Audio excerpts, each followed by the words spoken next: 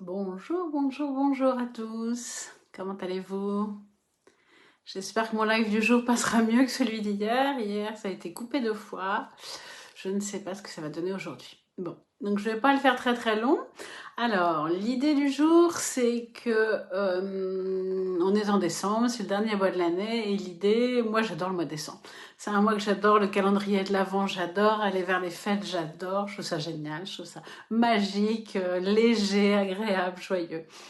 Et ça me fait super plaisir de retrouver toute la famille. Donc voilà, donc j'adore le mois de décembre. Et qu'est-ce que je fais souvent au mois de décembre? C'est que je me fais souvent un calendrier de l'Avent. Et donc, il y en a plein qui traînent, il y a plein de gens qui proposent ça, c'est merveilleux. Je le proposerai sûrement l'année prochaine, mais cette année, j'étais pas prête. Et donc pour cette année, eh bien, je participe moi-même à un calendrier de l'Avent. Alors, je participe au calendrier de l'Avent des deux personnes qui sont intervenues chez Martin de la Tulipe, dont je vous avais parlé la dernière fois, qui est un calendrier pour se remettre en forme.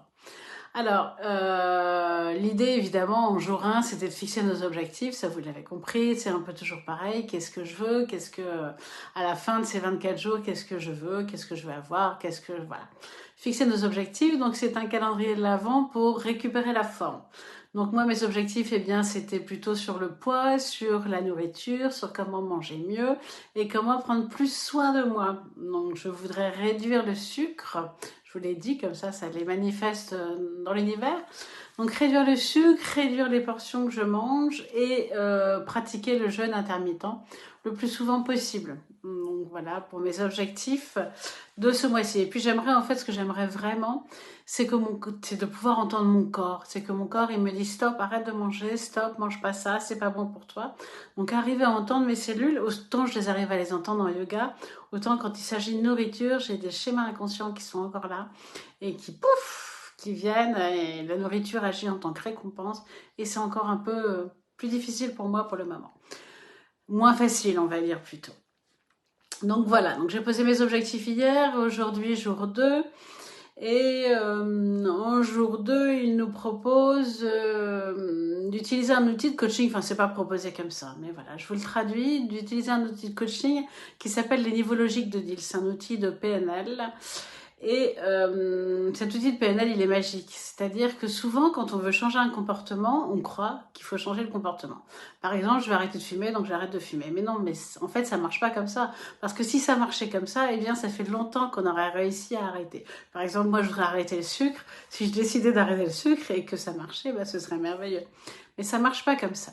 Et donc, Diels, il a proposé une pyramide avec des niveaux logiques pour monter au-dessus, pour monter de plus en plus haut vers son identité. Au-dessus du comportement, vous avez les valeurs, les besoins et tout ça, pour aller vers votre identité.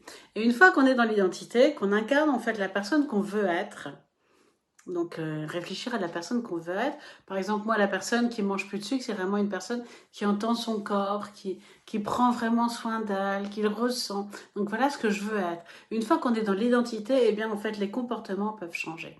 Et changent beaucoup plus facilement. Et cet outil, donc, j'utilise très souvent effectivement en coaching, monter dans les valeurs, les besoins, et puis surtout l'identité.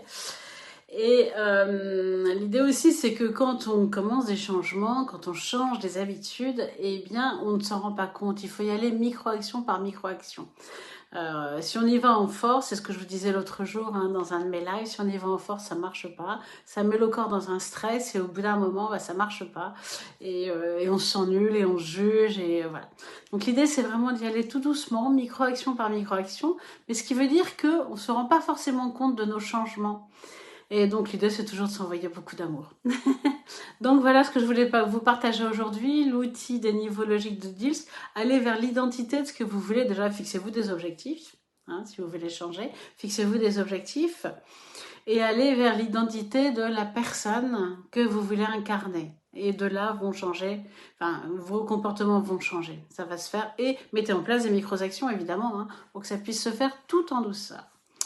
Voilà, je vous souhaite une très très belle après-midi. J'espère que ces lives sont une contribution pour vous. Et puis, ben, je vous dis à très vite. Il ne reste plus que 4 places sur l'atelier en présentiel du 7 janvier. Donc, si vous souhaitez vous inscrire, n'hésitez pas. Et ce sera bientôt complet. Je vous fais des gros bisous et puis prenez soin de vous, mettez en place des micro-actions pour changer au fur et à mesure tout ce qui vous va plus dans votre vie. Franchement, ça vaut le coup, quoi. Allez vers ce que vous voulez, c'est tellement plus facile. Souvent, on croit qu'on peut pas changer, mais on peut changer, on peut. La vie est belle et on se fait plein de choses, ça amène plein de trucs qui nous alourdissent, quoi. Je vous fais des gros bisous et à demain. Bonne journée.